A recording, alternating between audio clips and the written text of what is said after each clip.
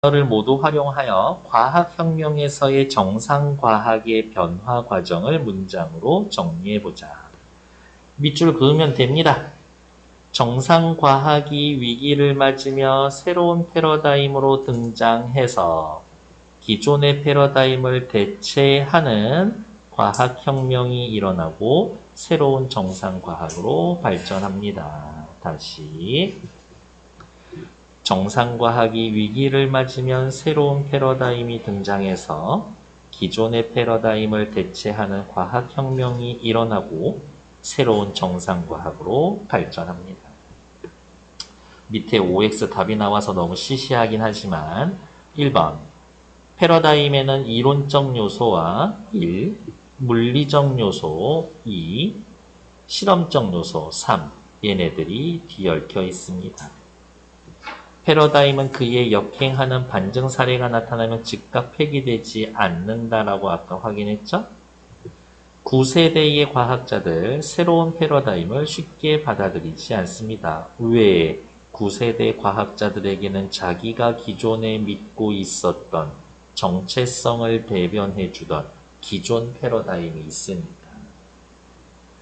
정상과학 시기에는 패러다임이 복수로 존재하기 어렵다. 그러면 옆에다가 써놓을까요? 그러면은 언제 복수로 존재하나요? 라고 물어보신다면 언제 복수로 존재하나요? 물어보신다면 과학혁명기에 복수로 존재합니다. 패러다임의 변화는 항상 거대한 세계관의 변혁을 동반합니까? 그렇지가 않죠. 그 위에다 또 쓸까? 예를 들어서 어떻게 물리학의 변화는 생물학에게는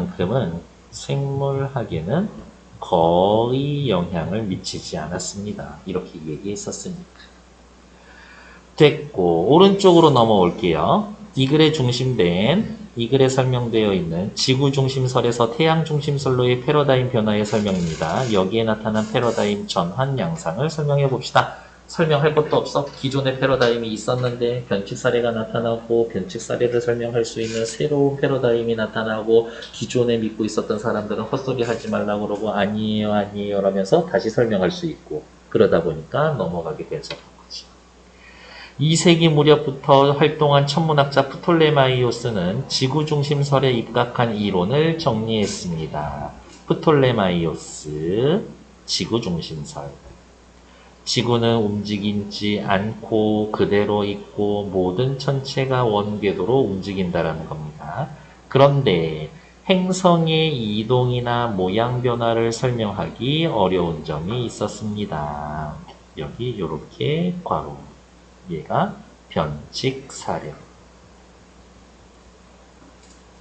그러면 위에다 쓸까? 지구 중심설. 옆에다가는 뭐라고 쓸까요? 기존의 패러다임. 프톨레마이오스는 복잡한 기하학을 동원해야 했습니다. 어쨌든 설명해냈어. 16세기 등장한 코페르니쿠스는 이러한 복잡한 우주의 의문을 느끼고 새로운 가정을 했다. 좀 더 단순하게 설명할 수 있지 않을까? 이거야. 과학자들의 기본적인 생각은 있어. 단순한 게 아름다워. 태양은 정지에 있고 지구는 자전축을 중심으로 스스로 하루에 한 바퀴 돌며 그와 동시에 1년에 한 바퀴씩 태양의 주위를 돈다라고 하는 태양 중심설. 그러면 또 옆에다가 뭐라고 써놓으면 돼요? 새로운 패러다임이 등장합니다.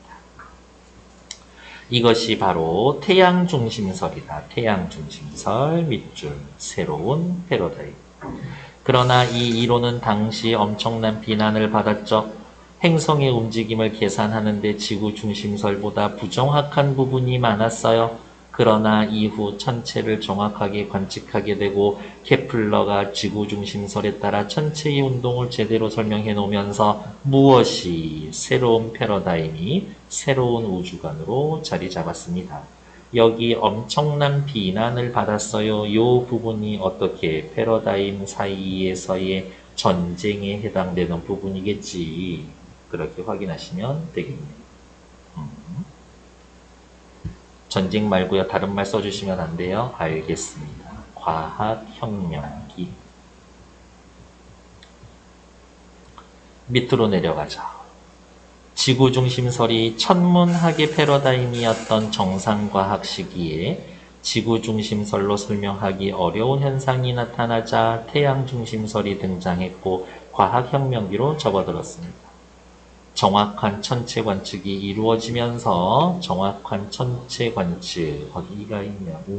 여기에다 그냥 밑줄 그을까? 정확한 천체 관측 새로운 증거 등장 하면서 태양 중심설이 천문학의 새로운 패러다임으로 정립이 되었습니다. 밑으로 내려올게요. 글의 종류는 설명문이었고요. 혹시 알고 있어요? 이미 당연히 알고 있겠지. 설명문의 목적은 뭐야? 정보 전달을 통한 이해가 목적인 글이죠. 객관적이고 예시적이고요. 과학의 패러다임에 대해서 과학 패러다임의 개념과 첫 번째 단락에 나타나 있고 과학 발전의 과정은 두 번째 단락 이후로 계속 나와 있죠. 토마스 쿤이 설명한 과학 패러다임의 개념과 특성, 정립 과정을 객관적으로 전달합니다. 구체적인 사례를 들어 독자의 이해를 도와주었습니다. 열거도 있고 대조, 부연도 있죠. 3. 열거, 대조, 부연 이러한 내용 전개 방식이 쓰이고 있다. 얘네들도 뭐 확인해 놓으면 더 이상 손댈 게 없어. 다음 페이지. 네, 저라고 하면 요거 반드시 시험 문제. 별표. 반드시 시험 문제. 총 8개의 단락이 있는데요. 중요도로 나누는 문제가 있어요. 자, 살펴볼게요. 어떻게 외워 놓으시면 되냐라고 일단 첫 번째 상으로 포함되어 있는 단락은 하나밖에 없습니다. 상이라고 이야기해 놓은 단락은 하나밖에 없어. 어디에? 첫 번째 단락에. 다음 나머지는 다 중이고 하 들어간 거 찾아볼게요. 하 들어간 거.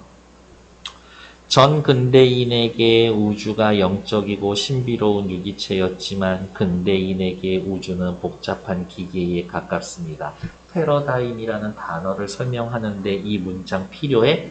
나는 거의 1도 필요 없는 것 같은데 빼놔도 패러다임 설명하는데 크게 지장이 없을 것 같은데 그래서 하. 다음 서로 다른 패러다임을 가진 사람들이 보고 경험하는 세계는 다르죠. 이건 뭐예요? 앞에 이야기해놨었던 거 그대로 똑같이 이야기해 놓은 거죠. 그래서 중요한 얘기 아니야? 하. 이렇게 확인해 놓으시면 되겠고 요게 1문단을 이루는 각 문장의 중요도를 판단해 본 건데 다시 말씀드리면 뭐라고? 문단의 중심 내용은 하나 아니면 2개야. 이렇게 확인해 놓으시면 될 것이다. 나머지 것들은 다 중이에요. 이거지. 그러면 시험 문제는 뭐겠어요? 첫 번째 문단으로 물어보나? 그럴 리가. 두 번째 문단, 세 번째 문단 가지고 물어보겠지. 각 문장에서. 네.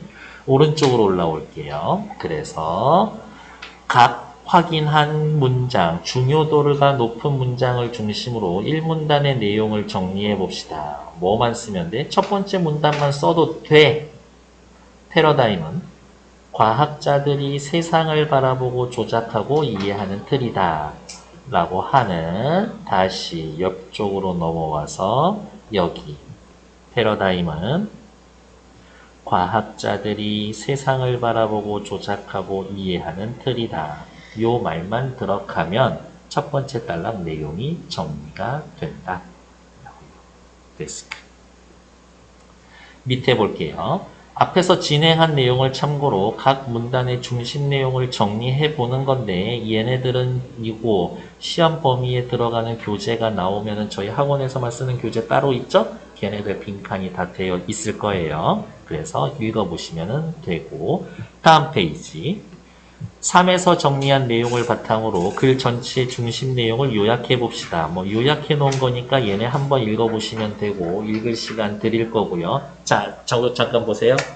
이글 설명문이야. 설명문은 보통 머릿말, 본문, 맺은말 이렇게 세 개로 나가는데 머릿말 하나 있었고 맺은말 끝에 하나 있었고 각각 한 단락씩 나머지는 전부 다 중간이었지 중간. 근데 중간이 몇 개가 있었어? 네 개가 있었어. 네 개. 이렇게. 그래서 네 시험 문제 내기 또 딱 좋은 포인트는 어디다? 여기다. 이렇게. 아마 얘가 시험 범위 나오면은 글 지문 전체가 다 시험 범위로 들어가 있을 거예요. 그리고 가나, 다라, 마바, 사, 아, 자 아니면 1, 2, 3, 4, 5, 6, 7, 8, 9 라고 나와 있을 거고 각각을 내용을 제대로 나눠 놓은 부분 찾으세요. 1, 2, 3, 4, 5, 6, 7, 8, 9 이렇게 1, 2, 3, 4, 5, 6, 7, 8, 9 그럼 이렇게 외워놓으면 되겠네? 처음 시작 1, 중간에 1개, 중간에 2개, 중간에 3개, 다시 1개, 마지막 1개. 이렇게. 그래서 순서대로 1, 1, 2, 3, 1, 1 나라면 이렇게 낼 거다라는 것들. 시험 문제 내기 좋은 포인트 말씀드리고 있는 거예요. 이렇게. 그래서 왼쪽으로 다시 오시죠. 이 글의 구조와 전개 방식을 활용해 봅시다. 어떻게? 머릿말, 본문, 맺은말이라고 해놨는데 다시 써. 옆에다가 순서 1, 1, 2, 3, 1, 1 옆에 쓴 순서 숫자 뭐예요? 각 문단의 개수야. 문단의 개수. 패러다임의 전환과 과학혁명, 패러다임의 과학철학적 특징, 과학철학적 특징 아까 몇 개 있었어? 2가지 있었죠. 과학의 발전과 발전 과정, 패러다임의 전환 양상, 패러다임 정립 후에 일어나는 일, 마지막에 패러다임 전환이랑 기술 혁신이랑 비슷해요이라는 이야기 됐었다. 네. 단순하게 시험 문제 내면 요게 제일 좋지만 조금 여러분들 괴롭힌다라고 하면은 문단 3하고 문단 4. 그러면 여러분들은 앞으로 넘어오셔야지.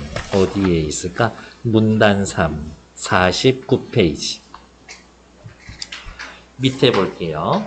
문단 3과 문단 4는 병렬 관계에 있습니다. 패러다임의 과학철학적 특징을 다루고 있어요. 그러면 어디가 있냐? 여러분들이 해야 할 일은 49페이지로 와서 어떻게 필기를 해야 잘했다고 할까? 요렇게 필기해 놓으면 되지. 요렇게 끊어 놓고 얘네 둘이 어떻게 어디야? 얘네 둘이 어떻게 병렬 관계다. 다른 말로 이야기하면 뭐 세 번째, 네 번째 단락은 세 번째, 네 번째 단락은 대등한 관계다. 이렇게 확인해 볼게요.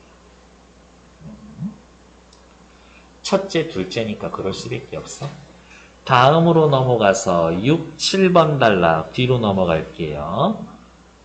내려오면 여섯 번째 단락은 누구 얘기하고 있어? 패러다임의 거대한 변혁을 가져오는 경우. 여기 체크. 거대한 세계관의 변혁을 가져오는 경우. 그 다음 또 다음 페이지 넘어가면 작은 단위에서 변혁을 가져오는 경우라고 되어 있죠. 네. 그리고 다시 앞으로 돌아와서 여러분들이 빨간색으로 쓸 말은 뭐냐? 여섯 번째 단락은 자 어디에다 일단 체크를 할 거다? 여기에다 체크. 예시. 그리고 귀찮아도 한 번만 더 씁시다. 여섯 번째 단락 자체가 예시. 그리고 또 뒤로 넘어와서 일곱 번째 단락도 또 뭐 써 있어요? 예를 들어. 그러니까 여기도 예시. 아, 여섯 번째, 일곱 번째 단락은 예를 들어 놓은 예시 단락이구나 라고 확인하시면 되지. 진짜 그렇게 쓰여져 있나 확인하러 갈까요? 54페이지. 문단 3, 4는 패러다임의 과학 철학적 특성 첫째, 둘째 병렬 관계에 있다. 저는 밑에다가 세 번째, 네 번째 단락은 서로 대등한 관계다. 이렇게 말씀드렸고요. 다음 여섯 번째, 일곱 번째 단락은 구체적인 예시를 통해 패러다임의 전환 양상에 대한 이해를 돕고 있다. 예시의 내용 방법을 쓰면 독자의 이해가 쉬워지는구나. 다음, 패러다임과 관련된 여러 항목을 병렬적으로 배치해서 전개하고 있습니다. 병렬적으로 배치해 놓으면 글쓴이 독자들에게 어때요? 라고 이야기하면 정보를 체계적으로 전달한다. 효과적인 전개 방식이다. 왜 효과적인 전개 방식이다? 독자의 이해에 도움이 되니까. 이런 거겠죠. 밑에 글의 내용은 일단은 나와 있는 그대로 보는 사실적 이해가 중요하다. 사실적 읽기. 사실적 이해가 중요한 이유는 글쓴이가 글에서 전하고자 하는 바를 정확하게 이해할 수 있기 때문에 이 정도만 확인해 놓으시면 되고 밑에 나와 있는 것 괜찮고 뒷페이지로 넘어갈게요. 55쪽. 생활 속의 패러다임이 전환이라는 주제로 발표했습니다. 이와 같은 사례를 소개해보세요. 읽고 넘어가시면 됩니다. 패스. 옆에 거 이제 빈칸 채우러 갑시다.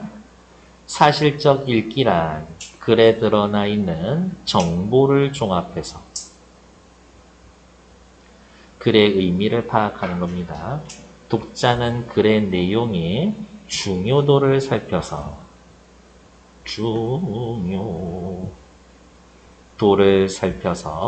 중심 내용과 세부 내용 구분하고 문단 사이 관계 파악하고 내용을 종합하고 재구성해서 글의 내용을 파악한다. 시험 문제는 어디였었어? 첫 번째 단락을 중심 내용, 세부 내용 구분하는 거. 첫 번째 단락은 첫 번째 문장이 난이, 중요도, 상. 이렇게. 패러다임은 뭡니까? 토마스 쿤이 제창한 개념으로 과학자들이 세상을 바라보고 조작하고 이해하는 틀이다. 안경 같은 거. 쿤은 과학의 발전 과정을 어떻게 설명하는가? 오늘 잠들기 전에 3번 문장 밑에 나와 있는 것 정도는 외워놓고 주무시겠지.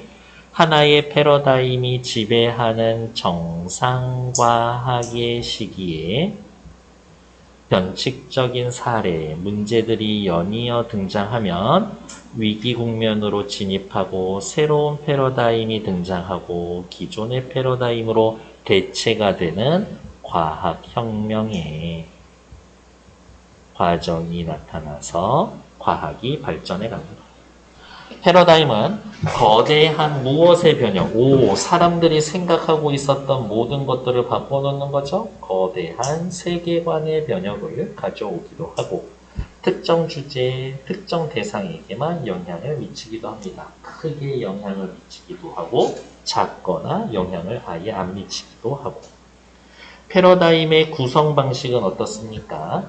과학의 패러다임은 패러다임과 관련된 여러 항목을 어떻게 첫째, 둘째, 셋째 병렬적으로 배치해서 정보를 체계적으로 전달합니다. 쌤, 어떤 면이 병렬적인데요? 라고 물어보신다면 이렇게 설명하셔도 됩니다. 글의 중간 부분이 1, 2, 3, 4 네 가지로 나란히 차례차례 나와 있어요. 그것 자체가 병렬적인 거지. 됐습니다. 뒤에 나와 있는 엮어 읽기는 시험 범위에 들어간다라고 하면은 그때 또 다시 확인하도록 할게요. 오케이. 일단 정지.